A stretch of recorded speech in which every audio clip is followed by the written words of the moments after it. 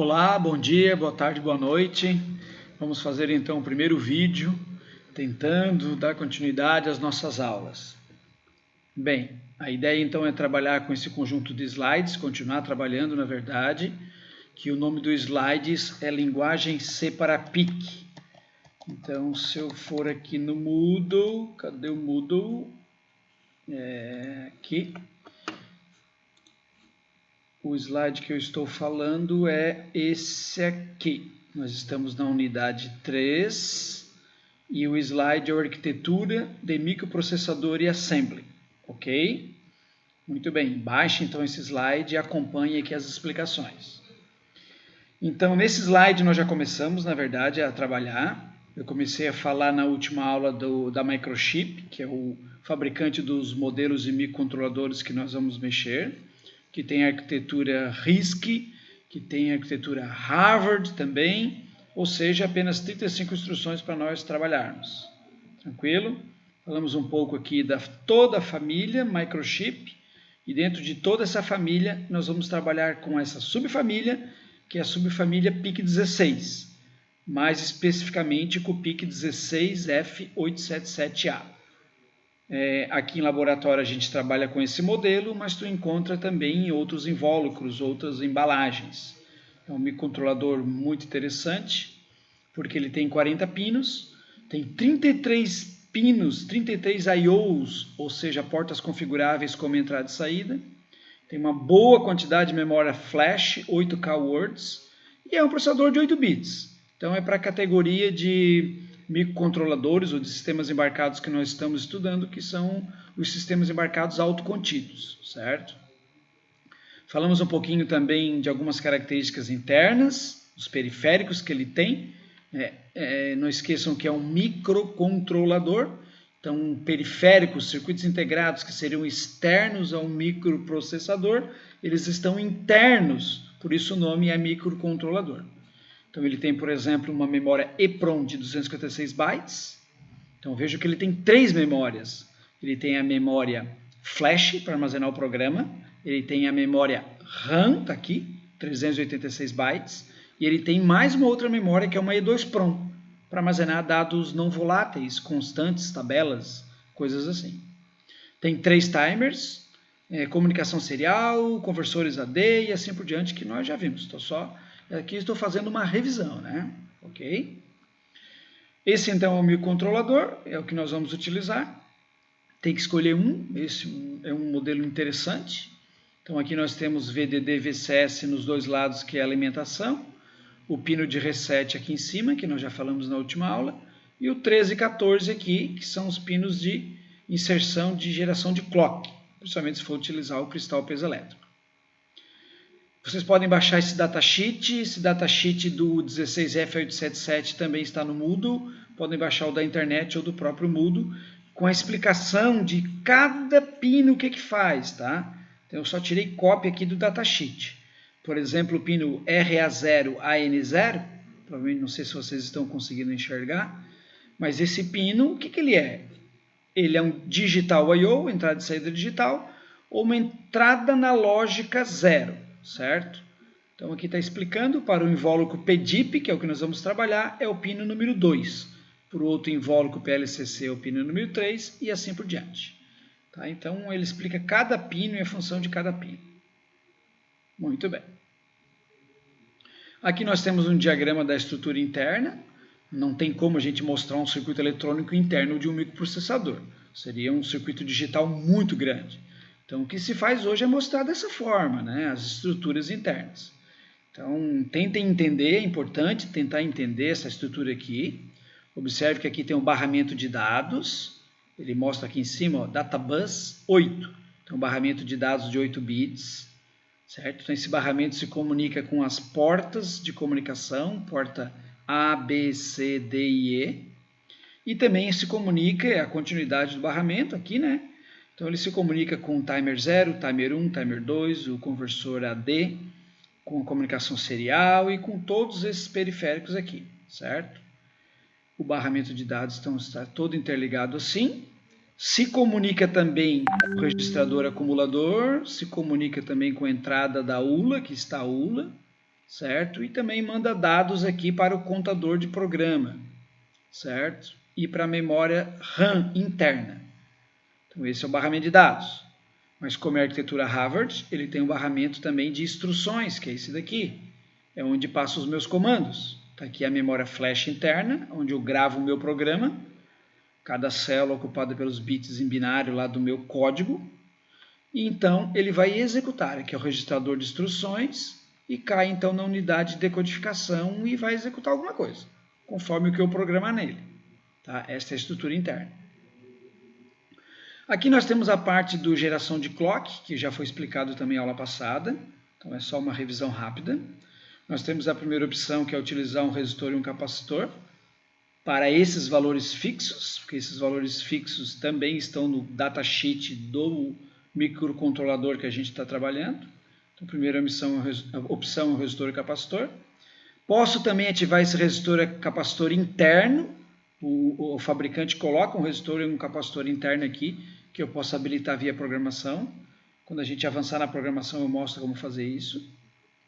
E eu posso também gerar um clock através do cristal piezoelétrico, certo? Então, nós podemos trabalhar com esse modelo com um cristal de 4 MHz ou 20 MHz, certo? O único detalhe importante, conforme está escrito aqui, se eu colocar um cristal de 4 MHz, na verdade ele sempre divide por 4 aqui, ó, para dar o clock interno. Então, internamente, na verdade, ele vai funcionar em 1 MHz. Sempre tem essa divisão por 4. Por que tem? Porque o fabricante projetou dessa forma. A criação de subsinais torna efetivo uma frequência de 1 MHz, ou seja, um ciclo de máquina de 1 microsegundo. O que é um ciclo de máquina mesmo? É o tempo mínimo para executar a instrução em assembly mais simples que existe, que é a instrução NOP, Not Operation, certo? Uma instrução que simplesmente gasta um ciclo de máquina, tá? É um gasta-tempo. Bem, então na última aula nós montamos esse circuito no Proteus. Quem não montou, não testou, muito importante, instalem uma versão aí do Proteus, montem esse circuito aqui, né? Observe que nós temos um pino RB1 como sinal de entrada aqui e o pino aqui, o RD7, como sinal de saída. Então isso aqui é uma variável de entrada e isso é uma variável de saída. A ideia do hardware, o que é? Observe que nós temos a geração do clock, utilizando o cristal, que é o mais usado, dá mais precisão, já falamos disso também na última aula. Então, sempre precisamos colocar esses dois capacitores de 33 picofarad. Também é sugestão, quase que uma exigência do fabricante, precisa ter isso. Tá? E o cristal, então, pode ser de 4 ou 20 MHz. Normalmente, nós trabalhamos com 4 MHz. Com isso, nós já geramos o clock. Aqui nós temos o circuito de reset. Também falamos na última aula que todo sistema precisa ser resetado ao ligar. Então esse circuitinho faz isso. Tá? Já vou explicar como ele faz. E aqui nós temos então o sinal de entrada, como eu estava dizendo. Enquanto eu não apertar esse botão, é como se ele não existisse. E nós temos um resistor então colocando nível lógico alto no pino. Esse resistor é chamado de pull-up. Puxar para alto, nível lógico alto, 5 volts. Essa seta representa que está ligado no positivo da fonte de alimentação. Então, quando eu não apertar no botão, eu tenho nível lógico alto. Quando eu pressionar o botão, o que acontece? A corrente procura o caminho mais fácil, ela vem para cá, para o negativo da fonte. Então, o nível que estava aqui, que era o alto, não vai ser mais. Vai ser o do negativo da fonte, ou seja, nível lógico 0.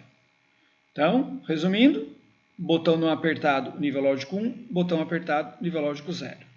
Pronto. Isso é uma entrada de sinal. Aqui, como saída de sinal, a gente trabalha com lógica normal. Na programação eu digo, coloque nesse pino nível lógico alto, vai ter 5 volts aqui, passa a corrente elétrica, acende o LED. Na programação eu coloco o nível lógico 0 aqui, 0 e 0 não tem diferença de potencial, não tem corrente, o LED não acende ou apaga, certo? Então, saída de dados. Muito bem, isso tudo nós já falamos, já falei na última aula, já conversamos. O que eu não falei foi desse sinal aqui, que é o sinal de reset. Eu vou aproveitar e vou explicar agora, então. Como é que é isso aqui? Isso é um circuitinho clássico. Para qualquer microcontrolador nós fizemos isso. O que nós temos? Pino número 1, pino de reset. Esse fabricante chama de Master Clear, MCLR, estão vendo ali? E ele é barrado. Significa que ele vai executar a sua função com nível lógico 0. Qual é a função desse pino aqui? Resetar o microcontrolador. Por que resetar? Porque nós precisamos inicializar todos os elementos internos do microcontrolador. Isso acontece fazendo reset. Por isso que todo microprocessador ou microcontrolador ele é resetado ao ligar. Ok? Bem, como é que acontece esse sistema de resetar ou ligar? Funciona assim, ó. Eu tenho um circuito RC, resistor capacitor, resistor ligado no positivo, capacitor aqui no negativo. E o sinal que vai do pino saindo aqui no meio. O que acontece? Quando eu energizar, botar energia aqui no positivo, capacitor em corrente contínua, ele tem um tempo de carga. Então vai começar a existir uma corrente daqui. Opa, desculpa. Vai começar a existir uma corrente daqui para lá, certo? E vai começar a aumentar a tensão, as cargas em cima do capacitor. Então a tensão nesse ponto aqui no meio, inicialmente, como o capacitor sem carga é um curto-circuito, então a tensão nesse ponto é a mesma aqui do negativo. Então, inicialmente, no primeiro milésimo de segundo, eu tenho 0 volts. 0 volts aqui, o microcontrolador reseta. A partir do momento que o capacitor vai armazenando as cargas, a tensão nesse ponto vai aumentando, até que o microcontrolador e a tensão que está aqui passa a ser nível lógico 1. Então ele para de resetar. Tá? Então esse tempo é um tempo pequeno, depende do valor do R e do C, obviamente, mas é muito rápido, milissegundos, algumas dezenas de milissegundos. Vocês podem até trocar esses valores aqui, certo? Então esse tempo é o tempo mínimo para eu ligar o botão e ele ficar em 0 e já passar para 1 automaticamente. Ou seja, faz o reset e libera o funcionamento. Tá? Essa é a ideia desse circuitinho assim. Então, muitos microcontroladores têm isso. E o nosso microcontrolador, mais na frente nós vamos ver também, ele possui internamente esse R e esse C, esse resistor e esse capacitor. Então, nós vamos ver como a gente pode ativar internamente. Se eu ativar internamente é interessante, porque eu elimino um resistor e um capacitor no meu projeto. Mas isso a gente vê mais à frente, mas é bem simples através de um comando. Tá? Então, a princípio, a gente põe isso aqui. Ah, e tem um botão, né? Esse botão é um botão de reset forçado. É muito usual em sistemas embarcados nós colocarmos um botão de reset forçado, um travamento, algum problema, tu quer reiniciar todo o teu software, puf, só aperta aqui no botãozinho de reset. Observe, quando ele aperta, ele joga 0. Jogando 0, ele reseta. Quando ele solta o botão, reinicia o processo de carga do capacitor e ele sai de 0 para 1, liberando o funcionamento normal. Essa é a ideia. Então, muito importante montar isso aqui no Proteus. Quem tem dúvida de como usar o Proteus, assista lá o vídeo. Tem 3 vídeos do Proteus aí no Moodle para vocês olharem. Então ele ensina como conectar, como colocar o programa aqui dentro e tudo mais, certo? Tem que pegar lá o MPLAB, baixar o primeiro programa, que é esse programa aqui, deixa eu mostrar aqui no Moodle. Ó, vocês precisam baixar esse programa aqui, que é o exemplo básico.sm, ou só básico.sm. Baixem esse programa, entrem no MPLAB, então vocês vão lá no MPLAB e gerem o arquivo .x, que é o resultado da compilação. Se já gerou o arquivo .x, vocês vêm aqui e vão colocar o arquivo .x dentro do chip e rodar. A explicação de como fazer isso, vocês têm no vídeo do Proteus. Então, assistam o vídeo. Ok? Muito bem. Com isso, então, eu encerro a revisão da última aula. Tá? O próximo vídeo vai ser um assunto novo.